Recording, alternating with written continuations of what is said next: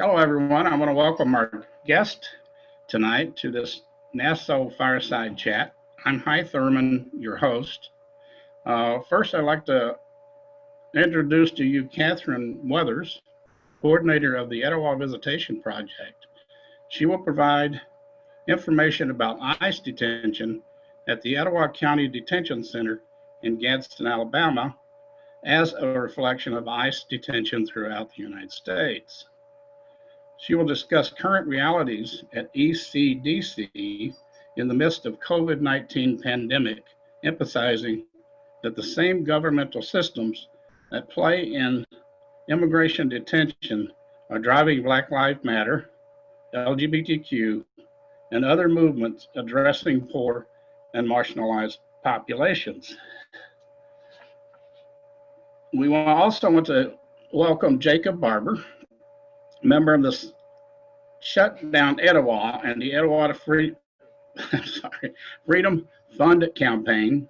He will be speaking about the focused efforts of Shutdown Etowah to end ICE detention and provide financial help for bonds and other needs of the men in detention.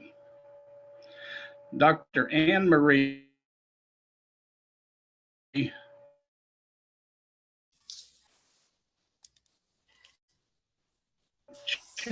teaches comparative politics at the university as it applies to EVP through a political science lens. Mackenzie Clark is a podcaster and newly minted activist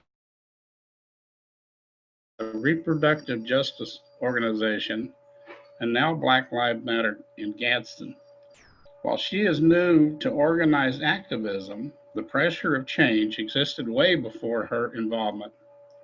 There are many systematic issues that persist here, and Black Lives Matter Gadsden has taken the steps to address them by releasing a comprehensive demand letter to their city leaders. Mackenzie will discuss the contents of that demand letter, how it was formulated, and how this huge overhaul of change can fit into this small town. Okay, and at that, I'd like to welcome Catherine Weathers. Catherine? Thank you, Hi. I'm very grateful for this opportunity to participate in this platform and speak about the Etowah Visitation Project. The Etowah Visitation Project is part of the national organization Freedom for Immigrants. We are part of the visitation network, which functions throughout the country. I'm also grateful for all the participants who have agreed to take part tonight. I'll talk to you about ICE detention at Etowah County Detention Center in Gadsden, Alabama, but we'll approach the subject in a larger context. We are in the middle of a deadly pandemic. People in jails and prisons and ICE detention are particularly vulnerable. Social distancing is impossible. We have watched with horror the murders recorded on video of Black men at the hands of police and vigilantes, and been reminded of an endless number of other Black men and women and Latinos who have died senseless deaths at the hands of police in recent months and years. Millions of people have taken to the streets in protests in this moment of racial reckoning. One of the main ideas I want you to take away from this forum is the reality that ICE detention models a systemic violence endemic in many institutions and systems in our society. ICE detention is a subset of the larger problem of mass incarceration in the United States, and is a largely for-profit system preying on poor and marginalized populations. Our program tonight is structured to recognize the relationship of ICE detention to larger social issues and the systemic violence in many of our institutions. Our panel includes individuals well qualified by education and life experience, including recent on-the-ground actions in Gadsden, Alabama. I'll begin by providing a thumbnail sketch of our visitation program and conditions in the jail and the real-time health crisis being reported to us by our friends being held in the jail in Gadsden. Briefly, Etowah County is under contract with ICE to hold up to 350 men. These men are held separately from county inmates in the county jail. While there are some differences between ICE facilities, Etowah County is representative of what is happening in ICE detention facilities throughout the United States. A little bit of background of what's going on right now. On November the 5th, 2019, the Etowah Visitation Project was suspended as a direct consequence of a protest on public property across the street from the jail on November 3rd. The protest was organized by the Shutdown Etowah campaign, which Jacob is a member of and we'll talk about in a few minutes, and Detention Watch Network, and was conducted after visits under the Etowah Visitation Project umbrella at the facility. These two things, the visits and the protest, were linked in the minds of the sheriff and his staff. The suspension was in clear violation of our constitutional rights to protest. Efforts to restore the program are ongoing and will likely include legal action. We were unable to visit at all until mid-December, but severe limitations were then imposed on what we were able to do. For example, 1, the facility has refused to post sign-up sheets which provide the men in detention the opportunity to know about us and request visits or pen pals. We now depend on our previous relationships, referrals, and word of mouth inside the facility to maintain our contacts with the men. 2, we were unable to provide Christmas packages as we had done for the last 7 years. This may seem to be a fairly small thing, but is something that has been very meaningful to the men. 3, we are no longer allowed to bring books and magazines. No mailed packages are allowed. Limited approved items can only be brought to the facility visitation space, which is now not open because of the virus. 4, during Christmas, most of the cards and letters we sent as part of an organized effort to reach all the men in the facility were returned. Many were marked refused. Of the rest, we can't be sure how many were actually delivered. 5, scheduling of visits previously facilitated by jail staff is now the responsibility of the visitor and the detainee.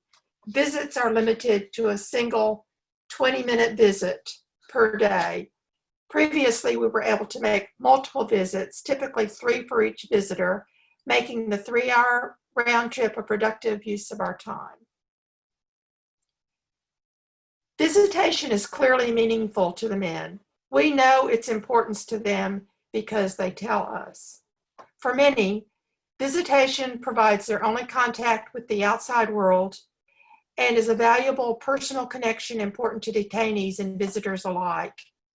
Many of our visitors report they were told that you were the first contact from the outside since I've been at Etowah, and I've been here for 6 months or for whatever period of time it was.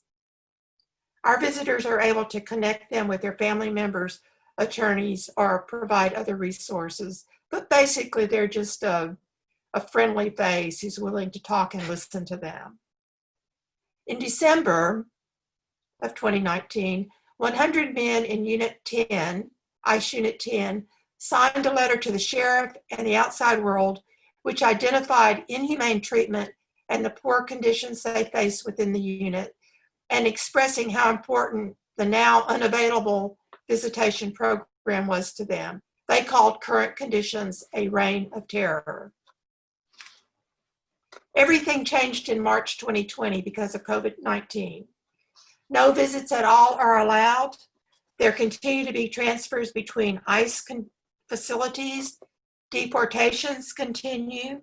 There's great fear among the men when new people are brought in. In March, or it may have been April, a Facebook post generated within this facility on a contraband phone showed a video of a protest and threat of suicide in response to an influx of detainees from COVID hotspots, including LaSalle, Louisiana, New York, and New Jersey detention centers. In recent weeks, new arrivals are placed in isolation for a limited time before merger into the general ICE population. In April, two ICE units were merged, creating more crowding and stress on the men. Social distancing, always difficult or impossible, became worse. The now single ICE unit was placed on lockdown for 19 and a half hours each day. 3 times a day, they have been able to leave their cells for meals, showers, and phone calls. Problems existing prior to the pandemic, such as insufficient access to hygiene products, such as soap, shampoo, unit cleaning supplies, have become more critical with the pandemic and the need to wash hands frequently and to maintain cleanliness in the unit. Most recently, we have learned that laundry supplies are not available. The men no longer have access to word processing and printing needed to do pro se work. Outgoing mail is limited to Wednesdays only. And of course, access and availability of legal assistance has always been somewhat limited. Immigration and federal courts continue to be unreceptive to pleas for asylum or to their legal cases. Releases allowed, or I guess maybe even encouraged by ICE due to specific health vulnerabilities to COVID-19 are going nowhere either. So what's happening right now? Last week, many of us received separate and independent messages or phone calls from our friends in detention that many were experiencing COVID-19. The person who called me estimated that 75% of the men were experiencing symptoms.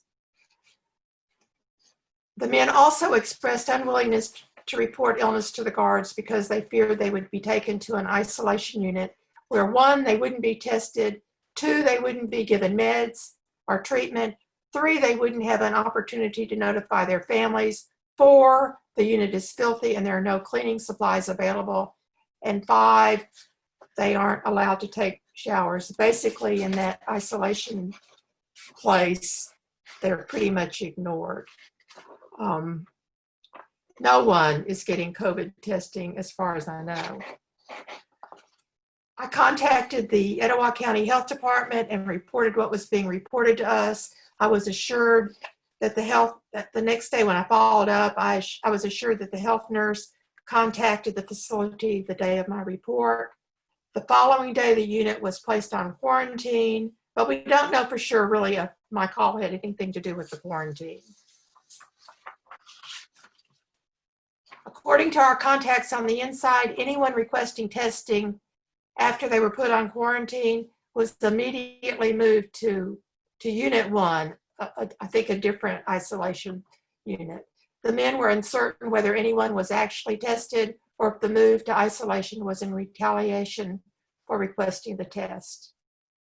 The potential infection is not limited to the ICE unit. At least 2 county inmates have also been placed in the isolation unit.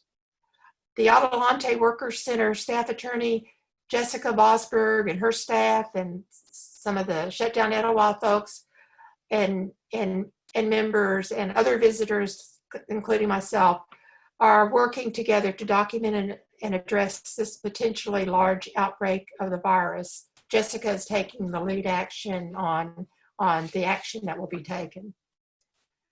So in conclusion, I'm really fearful for the men and women being held at the county jail in Gadsden, and especially because of the apparent indifference to their health and well-being. Honestly, I'm also worried about the jail staff, the larger community, and the medical infrastructure of Gadsden. The situation appears pretty dire. So that really concludes what I want to say. Maybe at the end of the program, we can talk about how people can become involved, not only with their visitation and letter writing, but with some of the things that Jacob and other people are doing. So I guess at this point, we're ready to hand this off to Jacob. They're doing amazing work over there to end ICE installation, ICE detention in general, and in particular in Etowah County. Thank Thank you. you, Catherine. Thank you for sharing that, and thank you for everyone else tonight just for helping to organize this talk and being here to talk about these very important issues.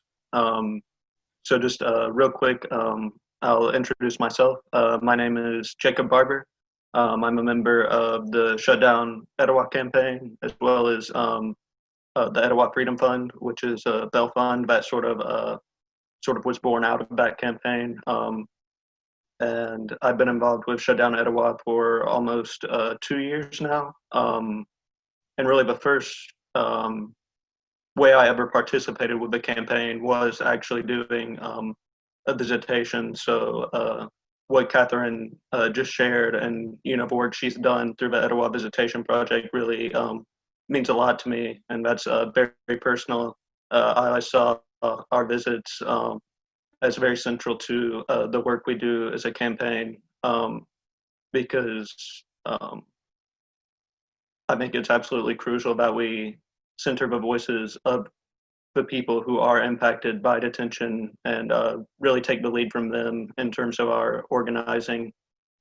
So just to give a quick sort of overview of the campaign, Shutdown Etowah was founded in 2015, I believe, maybe 2014, with the goal of getting Etowah County to cancel the contract between DHS and ICE and Etowah County, which Catherine mentioned earlier.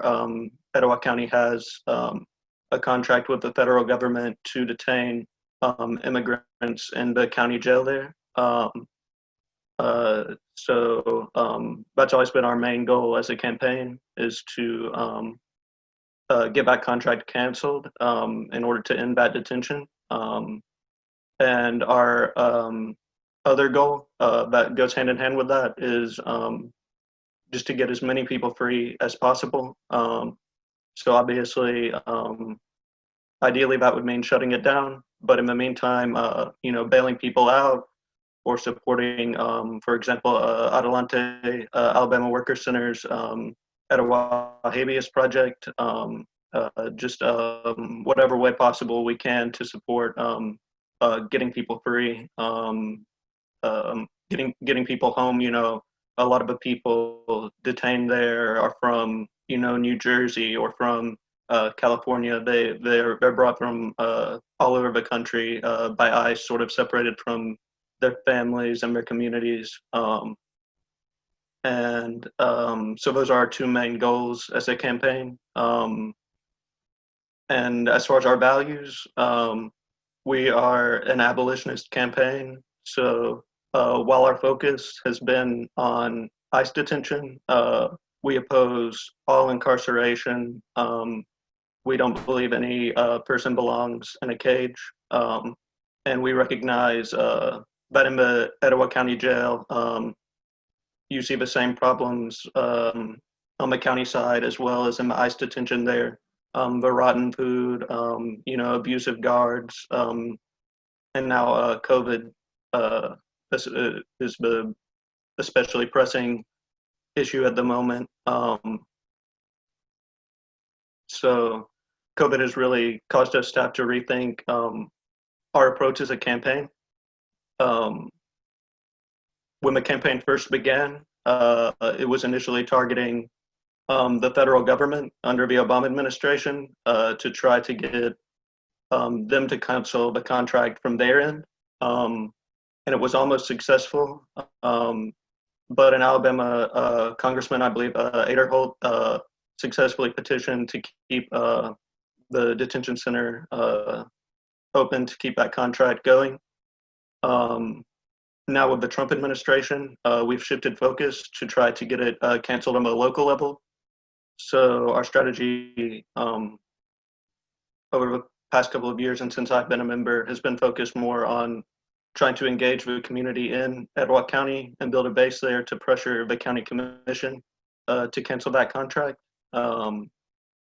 So some of the things we had been doing were, in addition to our protests and visitation, letter writing, we were trying to hold events and community outreach, do canvassing, those sorts of things. But obviously that's a lot harder to do in the context of a pandemic. We want to be responsible, you know, as a campaign. So we've had to shift strategies in that regard.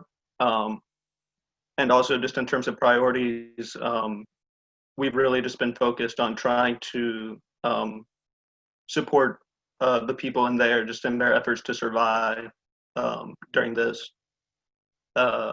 So what that's looked like is we do more you know, call-in campaigns. We do petitions. We share you know, testimonies like Catherine mentioned. You know, we're trying to gather more right now about the possible current outbreak in the jail and detention center there. And one action we did a few months ago was a car caravan, like you've seen at other detention centers around the country. And that was a really powerful action, I think. I heard personally from some of my contacts in the detention center, and I know other people did as well, you know, that just having that support, you know, meant a lot to them, especially in the midst of a pandemic. You know, it just is a very sort of suffocating environment to feel trapped during that. So that's sort of been where we're at now, as well as sort of trying to expand our efforts in mutual aid. So working on providing bail and commissary support, including through the Etowah Freedom Fund, as well as one thing we're trying to do, but still in the beginning stages of, is building up a housing, a solidarity housing network for people when they are released, which we hope to see, you know, many people released. So we're trying to build up that infrastructure so when they are released, they'll have a place to stay, you know, safely, you know, until they can get back home, wherever that may be. And the other major development recently has been our recent collaboration with Black Lives Matter Gadsden. And I know Mackenzie will speak later to the work they're doing.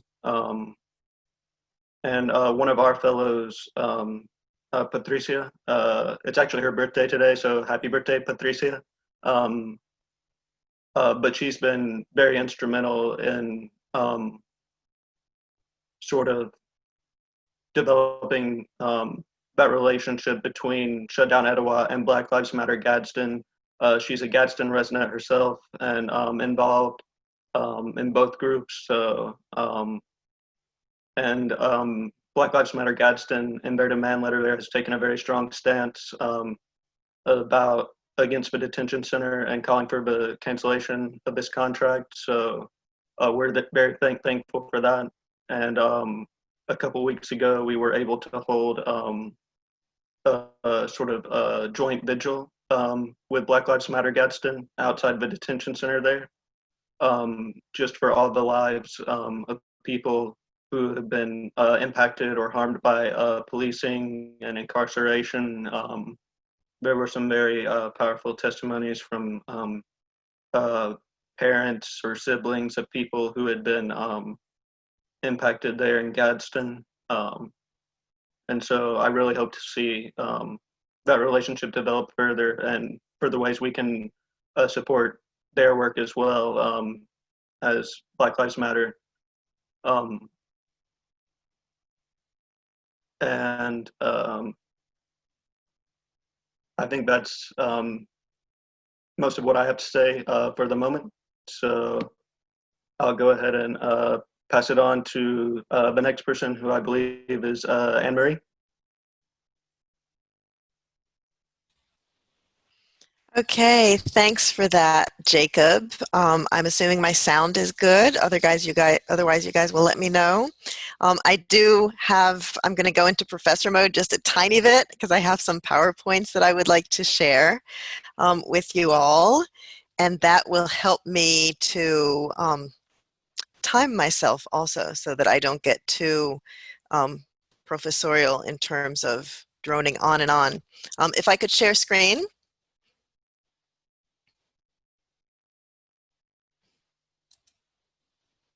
No, not yet.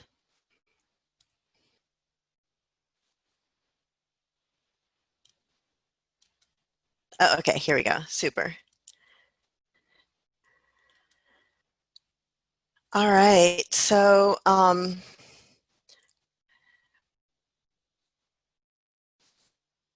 there you go. Everyone should be able to see that. I want to talk about kind of going back to basics, and I think my talk is going to be a little bit more optimistic because I want to talk a little bit about how the Etowah Visitation Project fits into some of the literature in political science and what we know about social movement activism and all of the good stuff that results from social movement activism. So maybe as a counterpoint to this very real kind of grim situation that we're facing, I want to talk a little bit about the possibilities of social movement activism. So I'm Anne-Marie Shoup. I use she, her as pronouns. I do teach comparative politics at UAH. I mostly teach non-US politics, but in my training I did American politics as well. I have a PhD in political science. My research interests are in how marginalized people connect to government, especially through social movement activism. So that theme fits in a lot of different places. It travels pretty well. I've done field work in Latin America and Sub-Saharan Africa, and now in Alabama. I wanted to recognize my positionality in all of this discussion, even though I have studied poor people's organizations in places like the Dominican Republic and Cameroon, and I'm studying now immigrants' rights organizations in Alabama. I am neither a poor person nor an immigrant, so I want to recognize my privilege in this conversation there. I think that's important. The kind of research that I do is participatory action research. So I am not just researching, I'm also participating. And this is in contrast to more traditional models of scholarly research where scholars try to be very unbiased and make sure that they play devil's advocate and examine all sides of a situation. I certainly am thorough in examining all sides of the situation, but I recognize my bias in terms of being in favor of human rights and rights for immigrants, whether they are documented or undocumented. My participation allows me the opportunity to do visitations with your groups. I appreciate those opportunities. I've had the opportunity to help provide some documentation in support of an asylum case. And again, I recognize the privilege that I have in that. So the first step in any research project is in defining terms. So I want to go a tiny bit back to basics here and talk a little bit about the term politics. Since especially 2015, 2016 in this country, politics has almost been used as a dirty word, and it's been used kind of dismissively when people consider something to be bad or contentious, right? Oh, that's just politics. But it's important to remember kind of a basic textbook definition of politics. It's a process of influencing actions of officials and the policies of a nation, state, locality, or community, right? We want to be involved in politics. We don't want people to dismiss politics as something that has nothing to do with us. We want to be very much engaged in influencing actions of officials. And as Jacob pointed out, right, how we engage with politics will change over time, right? Under the past administration, trying to target federal government for change, and under the current administration, trying to focus a little bit more on locality and community, right? Different things are appropriate, but it's all politics, and it's all good, right? So when we talk about political participation, it's still about this ideal of influencing decision makers. Any political participation is any activity that is intended to or has the consequence of affecting government action, right? Some of this is really indirect. Paying attention to politics and talking about politics is political participation. And again, it is good, it's desirable. Then we've got community service, which everyone in this audience is engaged in. Get out the vote efforts, contacting officials, voting, if you are a citizen, and also running for office if you have that opportunity, right? So many different levels of political participation that can help us to influence processes and outcomes in politics. One thing that perhaps doesn't get as much attention in talking about political participation is not only do we get to influence decision makers ultimately, but political participation influences the participants. We get to influence ourselves and our own communities and people that we are in direct touch with that may or may not be engaged in these activities, right? So political participation is part of political socialization for participants and observers, right? So if you do a protest like these car caravans, not only does that help you as a participant, it builds solidarity. You're reminded in a very tangible sense that there are other people out there that care as much about the issue as you do, but observers that have no interest, you know, maybe they don't even really notice the jail. It's part of the natural landscape, and they've grown kind of immune to the news about it, but they're noticing the car caravan. So observers that don't even want to engage, that might dismiss politics as something negative, are going to benefit. That's going to be part of their political socialization. Political participation increases our levels of political knowledge, and political participation, again, influences public opinion, which then has an influence on the political process. So I want to talk a little bit about political knowledge. There is this landmark book. The title is very self-descriptive, What Americans Know About Politics and Why It Matters, that came out in 1996. And the key findings in this book was that, first of all, Americans do not know an awful lot about politics. And the scholars found that this was somewhat surprising because levels of political knowledge have been flat in the second half of the 20th century, even though access to information and access to higher education have increased really dramatically. So it is surprising when we think about the general context of having access to information that Americans still don't know about politics. They don't want to know about politics. Why it matters is, I think, a big contribution of this book. They find that political knowledge is overall low, but it's distributed very unevenly. And the distribution depends on how much individuals are motivated to acquire political knowledge, how much they're able to access political knowledge, and how much opportunity they have to access political knowledge. And as we can very easily guess, a lot of these factors then are limited by socioeconomic status, right? So political knowledge essentially is disproportionately distributed. Those people who have motivation, ability, and opportunity typically are those people who are wealthier, right? So ultimately what we would like, and again, I think we're among like-minded people, we'd like a more even distribution of wealth that would help to flatten out that socioeconomic status distribution curve. But until we acquire that, keep in mind that our political participation helps to even out the distribution of political knowledge, right? And once you have political knowledge, you can influence the system more, you can influence decision makers, you can influence public opinion. So this political knowledge piece is an important one that maybe doesn't get as much attention as it should. Another thing to think about in terms of public opinion, how much does it matter what people really think about policy issues? The literature has shown that there are 4 different factors that show that policymakers consider when they decide whether or not to pay attention to public opinion. One is breadth, how many people have an opinion about a particular issue. The other is polarity, how split is society over the issue, intensity, right, how intensely, how urgent is this issue, how intensely is it felt, and durability, how long are people going to care about a particular issue. And in the social movement organization activism that I've seen here in Alabama, I think that the issues of breadth and durability are most notable, right? So as you guys network across organizations, EVP connecting with BLM, connecting with SDE, connecting with Adelante, connecting with national networks, all of this increases breadth. As you increase this breadth about issues and have more and more people engaged in an opinion about public policy, that makes the issue more relevant, that makes policymakers pay more attention to it. Durability is also really important. The more you can sustain action and activism about issues, the more policymakers are going to have to pay attention. It can take years, it can take decades, but durability is really important.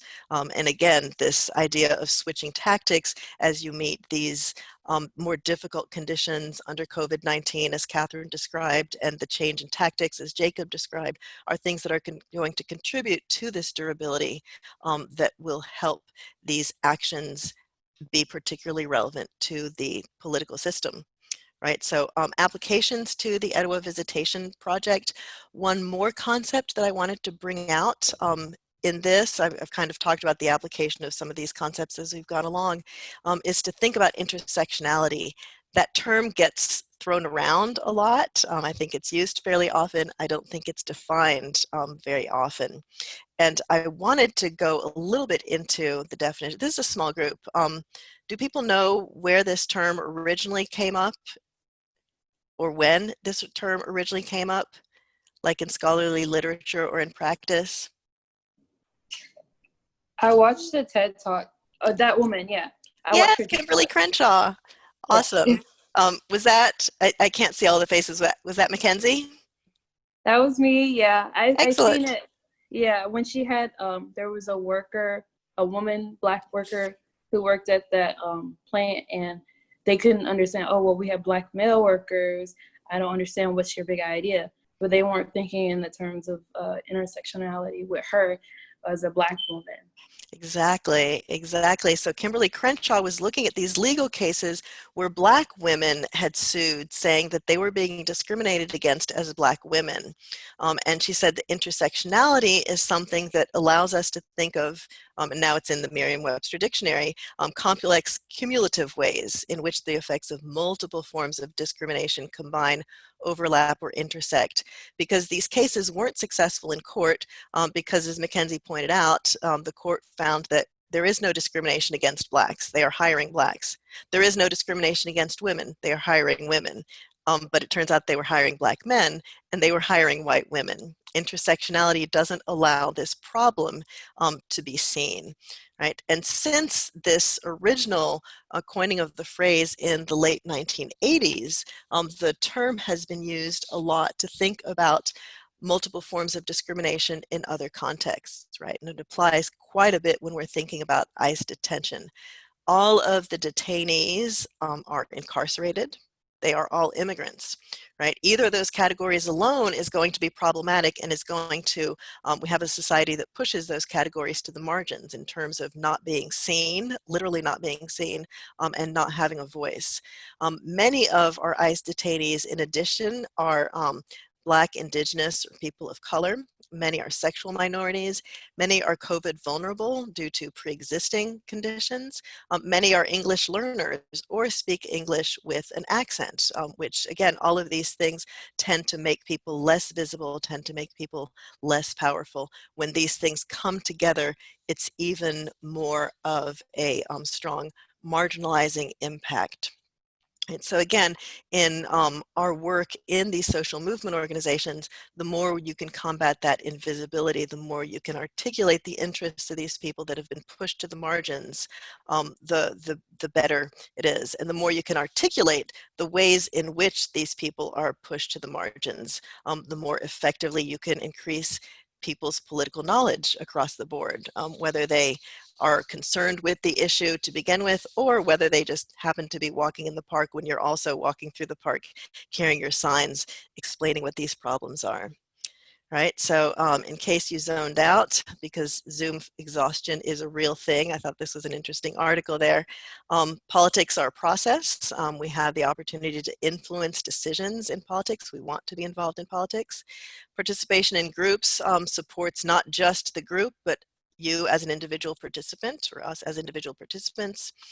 Information campaigns and very clear protests are going to lead to more people knowing about things. Sustained interaction leads to durability of issues that gets more people's attention. And you can do it. You're doing it right now. We're engaging in politics. So I will end on that upbeat, and now we'll have to go back to kind of the nitty-gritty of the complicated situation that we're facing with ICE detention.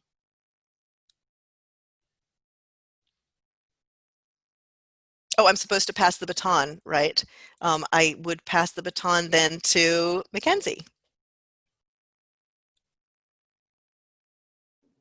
Hey guys, we've already had my intro, so I guess I can just go into basically how BLM Gadsden gets started and the work so far that we've done.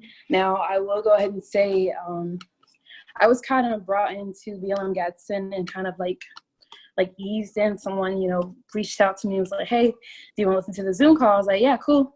And then suddenly I'm leadership, and that's kind of how it happened.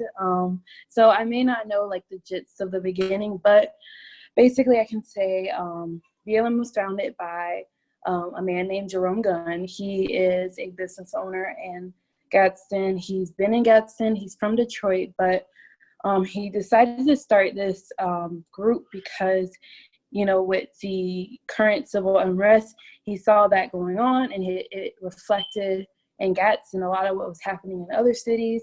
There was things that were going on in Gadsden as well that he witnessed himself as being formerly incarcerated. So he joined in with a couple people from the community. It was just kind of like a word of mouth things.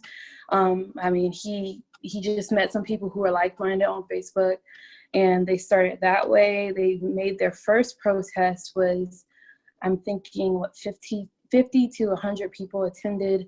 And, just from that one protest, he saw that people resonated with how he felt about Gadsden, what was going on with incarceration, with the lack of like sustainable jobs for everyone, how, a lot of people had experienced the same struggles he had. And, for a city that's not that big, that it really didn't make sense why, all of us are so experiencing so many like socioeconomic like stress. So he was, a lot of people were united behind that. And so that started the first protest. The second protest, which is the one that I went to, that one was the first one I did. That one was the biggest one. And that one we saw a lot of, that's when we started seeing the counter protesters. So the second one, there was about 200 people.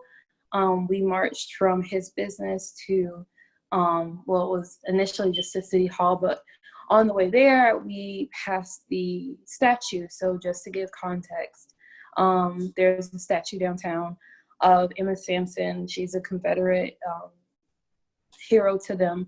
And passing that statue, that's when we noticed that there was this huge like counter like movement against what we were doing was kind of being lifted up.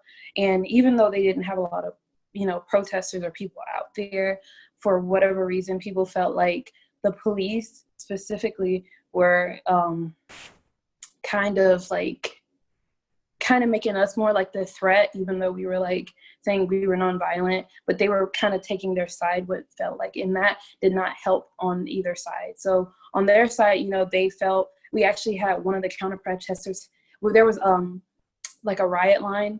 They made it past into our side, which made it like erupt to a point where it got really dangerous for our side, because there was a lot of POC over there, a lot of people who had issues with the police in the past. So from that moment, we did calm everything down, but from that moment we realized, okay, it's not just an issue that isn't there. It's obviously there, and it's being perpetuated by not only like our police, but it's being perpetuated by our city leaders. So I know I'm giving context to that's how I started, and that's how really how we picked up steam from that point. So just to give some early successes from that point, after that, we ended up raising over $6,000 in funds for 3 different organizations in the community. That's a Boys and Girls Club, a dance team run by one of our leaders, Royal Elite Queens. It's a dance troupe for younger, lower socioeconomic girls, and it's free barbecue for the homeless, which is a initiative that Jerome Gunn started himself.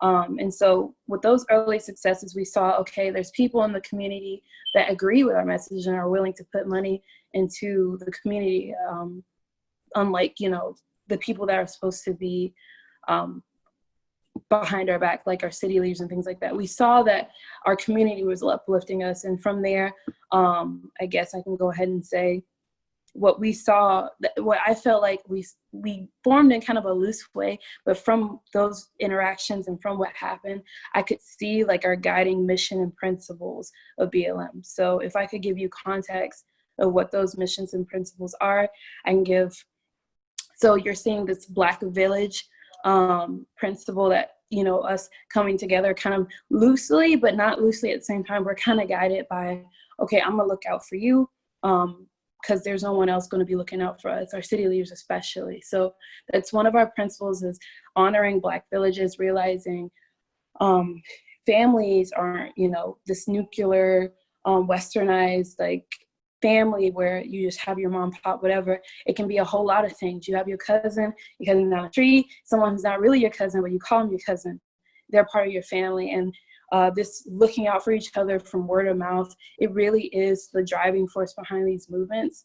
And you can see it with just that first example, raising over 6,000 funds in a week. You know, that wasn't something we advertised, that was word of mouth. And then I'm just gonna breathe over the, or go over some of the principles, because it's kind of, I'm gonna just go ahead and name them all, but you'll hear the different, you know, things that I've talked about before in these principles. So the first one being restorative justice, second one, empathy, third one, loving engagement, fourth one, diversity, fifth one, globalism, queer affirming, trans affirming, collective value, intergenerational, Black villages, Black families, unapologetically Black, and Black women. So just from that list, you can see there's already these themes popping up. And we, like I said, we went into this, like, we just went into it.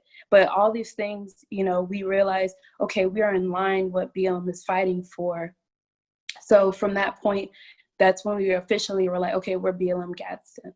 So after that, so that's when we got a little bit more organized. We brought in Sav and Pat, and they were really, they're very knowledgeable of this. So they knew like how to formulate the demand letter. They helped a lot with that. And we were able to voice our concerns in the community in like a way that was digestible by city leaders. And so with our first demand letter, I wish I could share that with you guys, but I'm unsure how to do that. I'll go ahead and just like skim over it.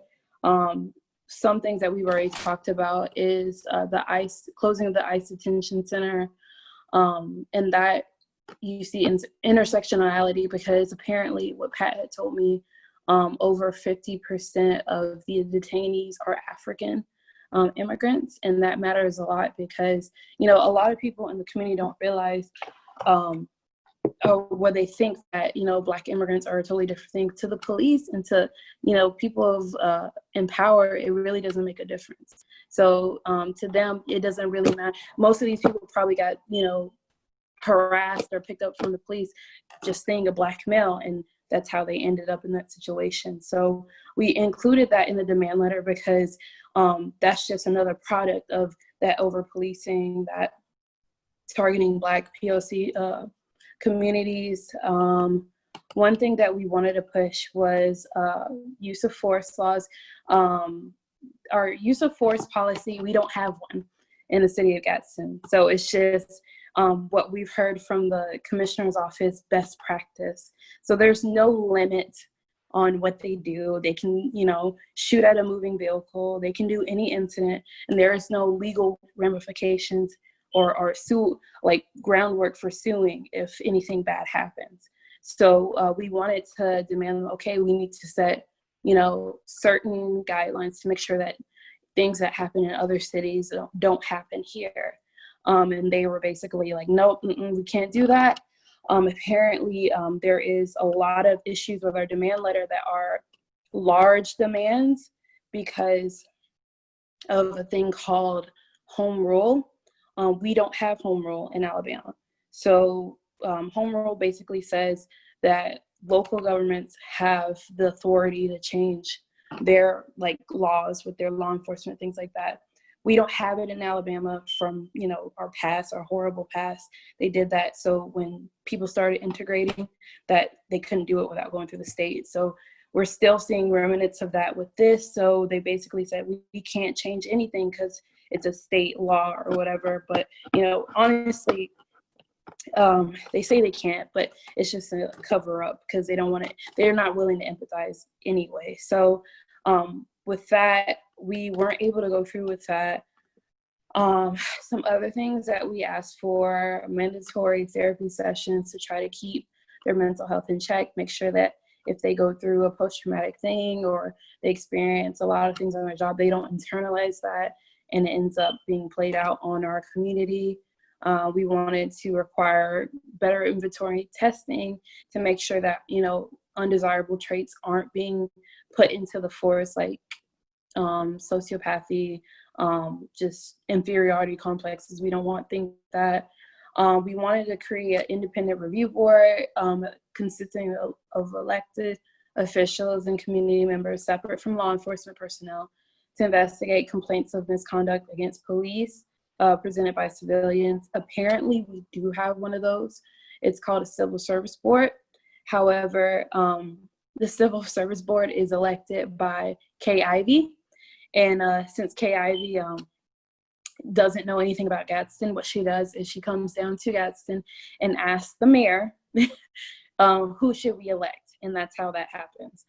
That's obviously not working because one of the people on the civil service board posted something derogatory towards the protests on her Facebook. She's openly not for the protests, and she's supposed to be the one checking the police. So obviously that's not working, and we have to address that. And then a couple of things that we wanted to do, the ICE Detention Center, we wanted to terminate the contract for that.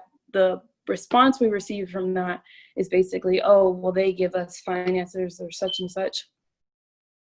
However, there's just some things not worth putting on the backs of like innocent people. And that's one of the things that we're not okay with. We're in the process of trying to get some like budgetary, like to see where the budget's going for that, to try to see, okay, how can we justify you doing this when the mayor makes 6 figures or something like that? Or where is the administrative bloat going to? Like, is it necessary that we have this contract? So that's where we're at, trying to back that up. Again, that's one of the hard ones, but I feel like we can do it working with the Etowah Visitation Project and shut down Etowah. We also wanted to criminalize the civilian use of police calls to file false complaints against people in the community and trying to weaponize the police use of force. Apparently, there was a law passed in California, I think this week, along that lines, to make sure that we persecute those who weaponize the police by calling them unnecessarily for certain things. We haven't gotten much traction over that. They didn't respond to that whenever we had the meeting with them. So we know it's definitely something we're gonna put some foundation behind to make sure that they can't say, oh, we can't do this. Because this is what the general response, oh, we can't do this, for almost all of our demands. And most of them are untrue. And we've seen that in the previous council meeting this past week. And when we do Q&A, I guess I can tell you about it, but for right now, it's been a mess. We've seen it like on camera. It's not really about they can't do it. It's more like they don't want to do it, and they verbalize that. So with most of our demands, they're very large. They're very hard to reach because of how Alabama's set up in their legislation. And we're learning that as people who just hopped on like activism within like a couple of weeks, and it feels like something like hard to chew. But I feel like with so many people we can group with, we've met with, shut down Etowah. We have connections to BLM Birmingham, which they've made a lot of progress in Birmingham. it's great that they've been able to do that. But, you know, with all these people that we can look to for help, we are hoping that, you know, even though we're a small town, we can make these big changes. Let's see. So now we go into how we're going to address these responses. So we decided as a group, we're keeping every single demand, because it's they would like for us to just say, oh, well, they said they can't do it. Whoops, I can't do it. But we're not going to do that. We're going to continue with the same demands. This time we're going to try to enlist people who are well-versed in this kind of thing. So we're looking at people who are like historians, lawyers especially, people who, accountants, to try to see, okay, we need to lay the foundation behind our demands, because a lot of them are saying that we don't know this or we don't know this. And once we get that foundation behind it, even if they say we can't do it, at least we have the proof they can do it, and it puts them accountable. And it makes sure that the public eye can see, okay, this is them making a willful choice not to follow through these demands. When we vote in 2022, you got to vote them out, because this is what they did. So we're researching these different things. Forming the new demand list will consist of that research, and it will include the current demands and our new community-based ones. So we actually had a kind of like Instagram live or like town hall where we talk to different people on Facebook and in person. Okay, what do you want to see in our demand list? And we noticed a lot of people aren't really focused on like the governmental thing, but they're more worried about their community and what we can do for the community. So a lot of them are community based. That means like we have a new community center coming up, but it's going to be, you know, you have to pay for a membership if you don't live on that side of town, or we would like to sponsor the people who can afford to have a membership to make sure that they can take advantage of that community center. We wanted to just try to create programs that can keep the youth busy, because it's very hard, even though, you know, we have a lot of facilities in Gadsden. Not a lot of people have sponsorships for like these things. So we don't have a lot of teams that are backed by funds. We don't have a lot of community activities that are backed by funds. They're paying this out of pocket. And that's really difficult for a family who's lower socioeconomic. So we've seen a lot of people ask for that, trying to support those people so they don't feel, so they have something to look forward to, because sometimes that's the only thing, you know, that can keep them out of trouble or keep them, you know, in a good place. Let's see. Also, when forming our new demand list, we're starting to incorporate city leaders. So there are city leaders that are working with us, very few, but the ones that are working with us, they are helping us with that research and helping us create a demand list that is informative. Like I said, like this past council meeting, I'm not going to talk about it now because we need to move on, but it was in everything I talked about today. It was indicative in that meeting we had this past Tuesday on the monument and cemetery. And so, yeah, I've already talked about, I have my little list here. I've already talked about reaching out to other cities to help with the state level things. But talking with you guys already has helped me so much, especially with you, Doctor. Like, I wrote down everything you said about the political movements with the breadth, the polarity. I was like, oh my God, I gotta write this down. But that was very helpful for me, and I'm glad I was part of this because I learned so much more. So I'm done.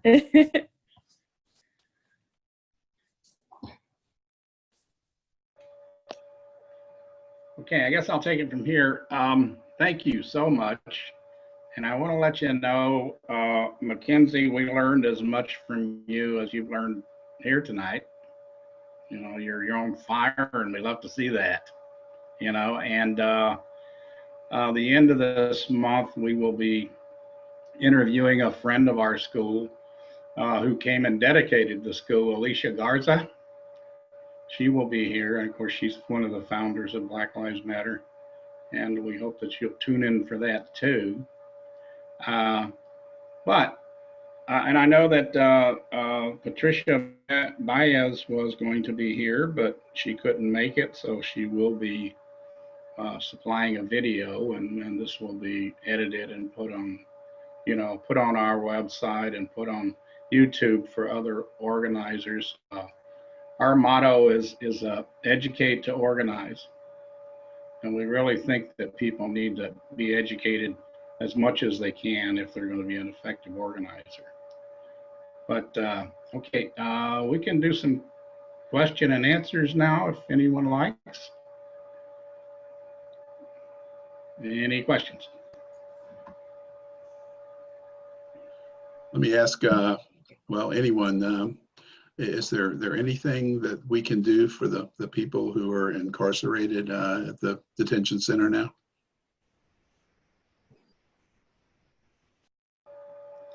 Yeah, Catherine, I think Catherine can answer that. Well, I think it's always helpful to reach out through writing letters. That's what we can do right now, because that's so very meaningful to them, just to know that they're not forgotten. And I think one of you mentioned, Jacob mentioned how much they appreciate, and they told me how much they appreciate when these protests happen across the street. They don't miss a thing. This is so extremely important. So just any outreach to the men on the inside is very meaningful. So we can always connect you to someone if you want to write on there. I don't know. Does anybody have any other ideas? Well, I know Catherine mentioned at the very beginning the sort of response we're putting together right now in response to the potential COVID outbreak there, you know, in conjunction with Shutdown Etowah, Adelante, Etowah Visitation Project, and just, you know, all these other people who are involved in supporting the people detained there. So hopefully we'll be over the next week or so putting out stuff on our Facebook or Twitter on Shutdown Etowah about more ways you can support them. Just maybe you know, things you can share or a petition call in, things like that. So that should be coming soon as well. And Jacob, I understand you're also taking money, right? The Freedom Fund and Yes. Thank you for reminding me of that. And that's definitely another way to support the Etowah Freedom Fund. We also are on social media, and we're working right now on distributing commissary funds that we raised in our previous fundraiser. They sort of place a limit on the max amount you can sort of distribute per day. So we're trying to figure out a way to distribute that faster. But anything else, we'll definitely make sure that it helps people, you know, who are incarcerated, and is very much appreciated. Can I ask, how can I donate? Because I've been trying to get with y'all like for the last week. Like we were supposed to give you money. The money we raised, we were supposed to give to you guys, but I'm like, who did I give it to?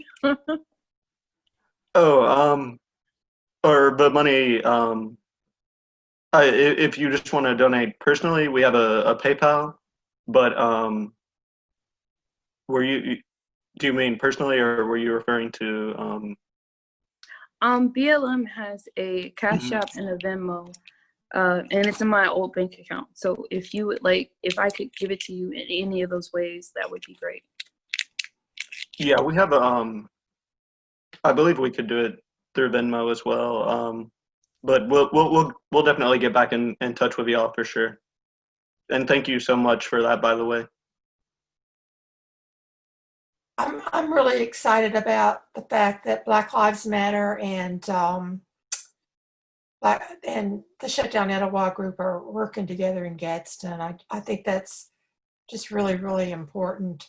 Most of the men I visit are from Africa, so I really have a heart for the Africans that I visit, primarily because most of them speak English and I don't speak Spanish. So I visit you know, people from Central and South America who are also English speakers, but I love visiting the men from Africa.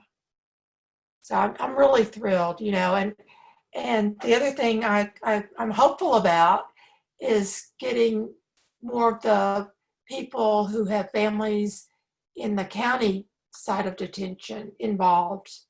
I just think that would be so important because, you know, they suffer in the same way the men and women in county lockup suffer in the same way that the men in ICE detention suffer.